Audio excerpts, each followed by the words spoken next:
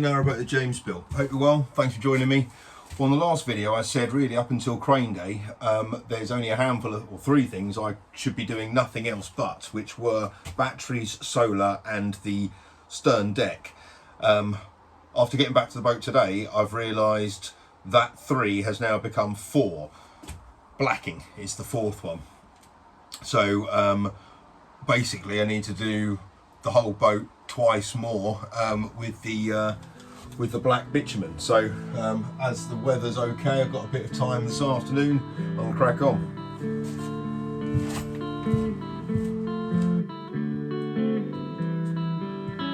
That's better.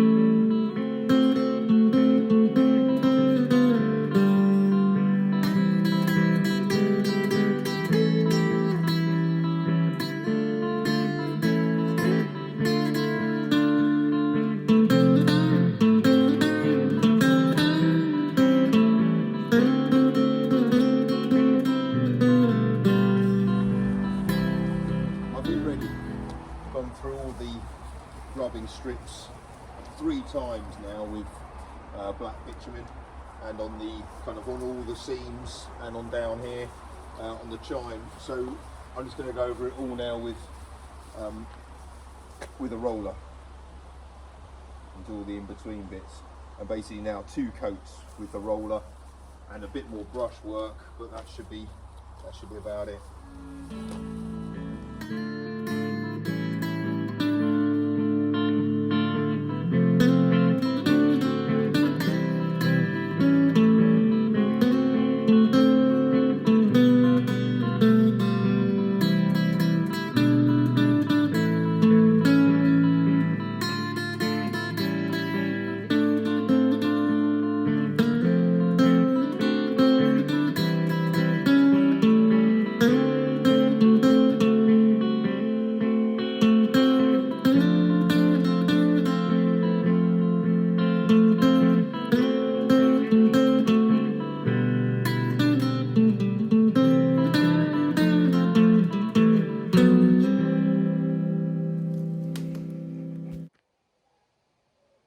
That's definitely enough blacking for today now. I can't bother to do any more. Get some more done tomorrow if I can. I can turn my attention to other matters though. So actually this one concerns my deck, so it'd probably be best if I go to the toilets and show you this one. Come on, follow me.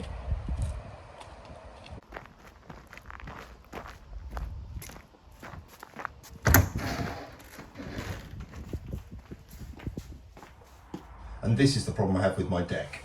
So this stuff needs a lot of treatment for it to be kind of moisture resistant and grippy. It's going to be in a moist, damp environment because it's basically outside, but it is going to be protected by the pram hood. So it's not going to get really wet, but it is going to get obviously a bit damp and stuff.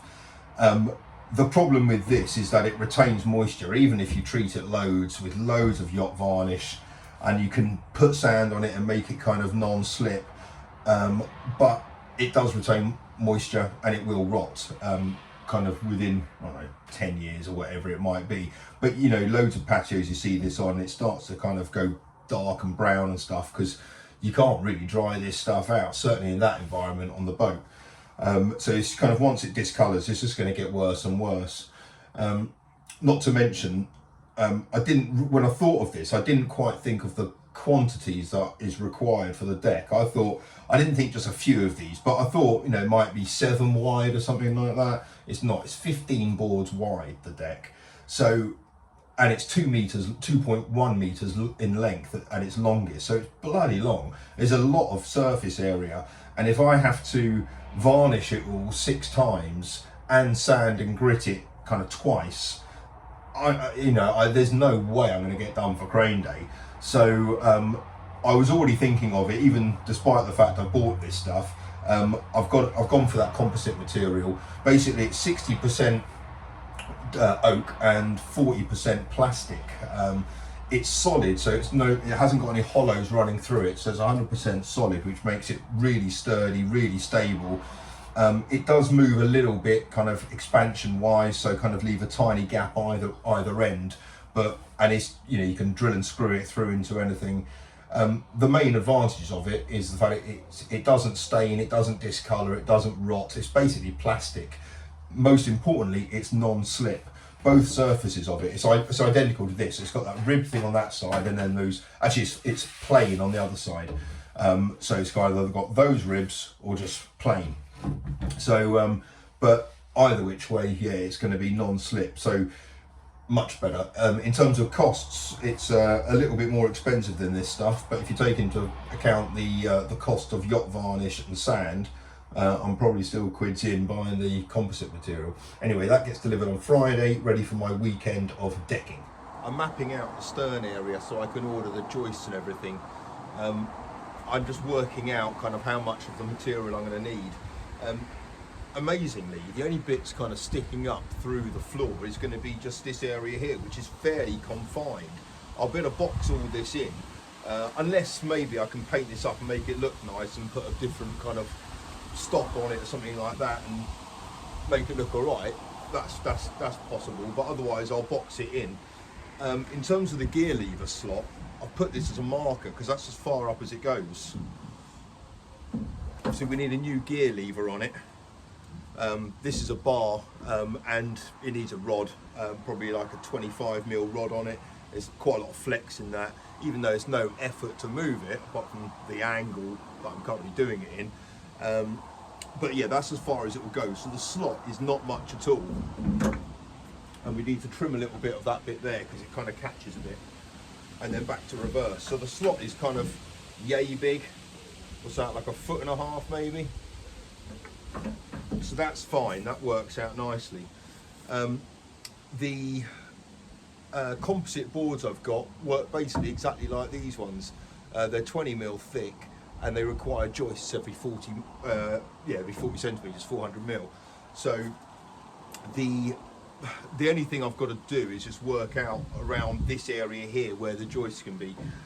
The throw of the gear lever isn't far off 40, but there's going to be kind of a lot of concentration of weight around here because this is where you're most likely to be standing.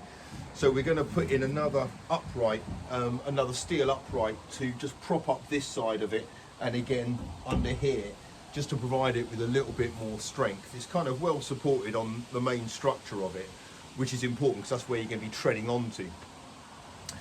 Talking of treading onto, so the other thing I've got is on this side here. Do you remember we cut back this rail here to make access, well, even possible? On that side it's fine because I'm going to build a step going over the air vent shaft, and that'll be at that level there, so that'll be fine. On this side here though, this is going to be the kind of the area to walk onto. Kind of the step will be around here. This is the landing zone, if you like, and the problem is you got to kind of come in and twist immediately to get into any kind of safe level footing. And whether it's the kids on this or my parents coming onto it or whoever, you know, getting on and off the boat is where accidents happen. So it needs to be as kind of easy and safe and kind of, yeah, easy as it possibly can. So I'm really thinking about extending this landing zone basically to there, which will make it much easier to stand onto, to get onto, and basically you can't really see it, it comes up to there now, so it kind of gives me an extra, what's that, an extra 1.5 foot of landing zone. That will mean that the step going down will obviously need to be raised to make, and therefore the second step after that, just to make them all level. But those steps are quite shallow anyway, so that'll be fine to kind of increase the size of that. And I'd rather have slightly deeper steps and a much more spacious landing. Access to the engine bay here, that's going to be provided by hinges. I've just got to work out what is the best way of hinging it and whether it needs hydraulics as well. I'm going to need access to the battery box. If the step is, or the front landing zone is extended to here, to that spot there, then it's going to be basically all of that there, which is 1.4 meters, which will basically, I think, would either separate in the middle, which I don't like the idea of, because then you got a split in the wood, and it'd be nice to have kind of 1.4 meters lengths going down that way. That'll look quite striking, certainly with all the ones going down here. So in which case I'm thinking that might just be something that I can rest in and then fasten down the bottom here somewhere, so I can easily kind of slide that bit out, because that kind of lends itself to that. Just slide that out, access the batteries, slide it back. So that bit's fine. And then finally it is the access for the weed hatch. This again, it can't be hinged on that side because I've got the Morse controls and all that kind of stuff there. It can't, well, it could either be hinged upwards so it rests against there, that might work. It could be hinged that way, resting against there, or it could be a bit which comes out. So I'm not really sure yet, either which way. It just needs to, I think I'd prefer something which comes out, because the problem with being, if it's hinged, is that if you really need to kind of get in there and like rummage around, or if you've got a problem with the prop or anything, you're not going to want, you know, a fixed hinged door on one of the bits, because even though you don't think you'd put any of your body in this area here if it was hinged that way, everything I've ever done on a narrowboat, you got to, you know, you got to be half contortionist, so you can't rule out needing to put a leg down there or something stupid like that. So I think kind of a thing that actually comes out completely will be the name of the game. Typically the critical crane day list is getting bigger. It was 3, it's now 4, it's now 5 actually. I need to put on the, well, I don't need to, but I need to make sure Paul reattaches the 2 front anodes back onto the boat. So that is batteries, solar, deck, blacking, and now anodes. Those are the 5 things that have to happen.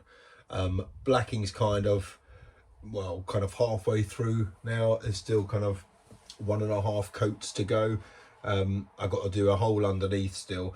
In terms of being able to move the boat and paint the kind of tiny little strip, like the little Brazilian on the bottom of the boat in front and back, I don't know. I mean, when it's being craned, if the crane operator has got kind of 5 minutes to spare and doesn't think it's absolutely ludicrous me asking to paint the boat whilst he suspends it above my head on bits of material, then I guess I'll black it then.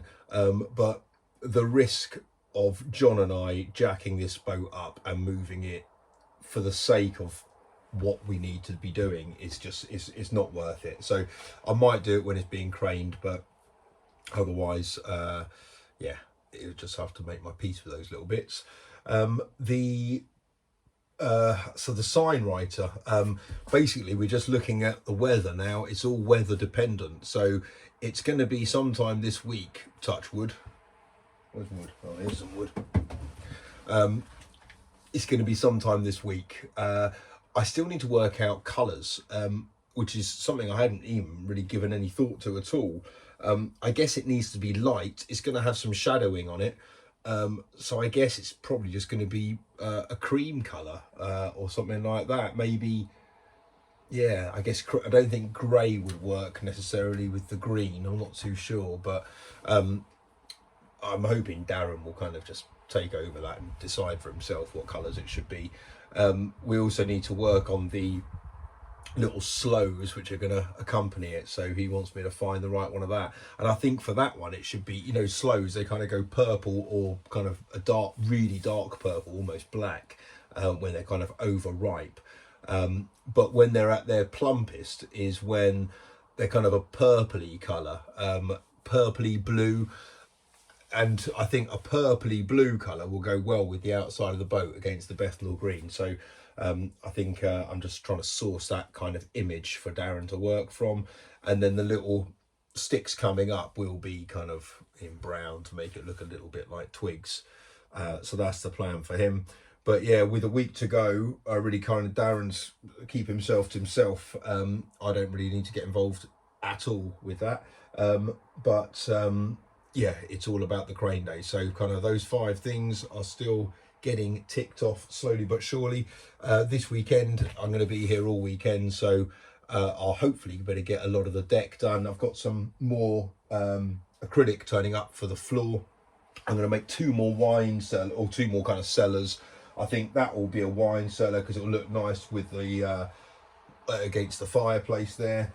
And this one here will probably be for beer or spirits or something like that. But yeah, get some more of that acrylic. So that's coming, I think, on Friday. There's a bit more electric cable required, so that's coming on Friday. So it's still quite, well, loads of bits to crack on with, obviously. But I'm hoping this weekend I'm going to get loads of work done. But I'm not sure when I'm going to be back at the boat between now and then. So no doubt I will be, and I will see you then. Take care. Bye bye.